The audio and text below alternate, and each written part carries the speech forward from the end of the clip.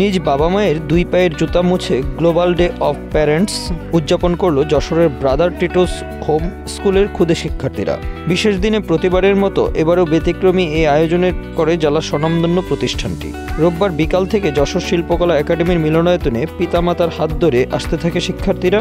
এরপর মঞ্চে সারিবদ্ধভাবে দাঁড়িয়ে যান সন্তানের সঙ্গে মা বাবারা। এরপর শিশু শিক্ষার্থীরা টিস্যু নিয়ে নিজ পিতামাতার জুতা পরিষ্কার করেন। শেষে বাবা মাকে বিশ্ব প্যারেন্টস ডে উপলক্ষে দেন নিজের আঁকা বিশেষ শুভেচ্ছা কার্ড।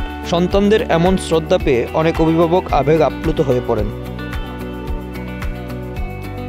এমন সময় অভিভাবকদের পা মোছার পাশাপাশি তাদের প্রতি ভক্তি শ্রদ্ধা করা, মিথ্যা না বলা, দুর্নীতি না করার শপথ পড়ান বিশ্ববিদ্যালয়ের সংশ্লিষ্টরা। শ্রদ্ধা ও ভালোবাসার উৎসব শিরোনামে অনুষ্ঠানের এক পর্যায়ে শুরু হয় আলোচনা ও সাংস্কৃতিক পর্ব।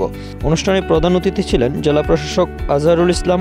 ব্রাদার টিটোস হোমস এর অধ্যক্ষ আলী আজম টিটুর সভাপতিত্বে বিশেষ অতিথি ছিলেন কেন্দ্রীয় কচি কণ্ঠের আসরের সভাপতি হেমায়েত হোসেন, জেলা cultural officer Jasimuddin.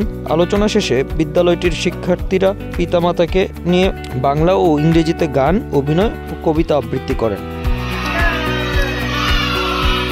Bangla affairs news desk.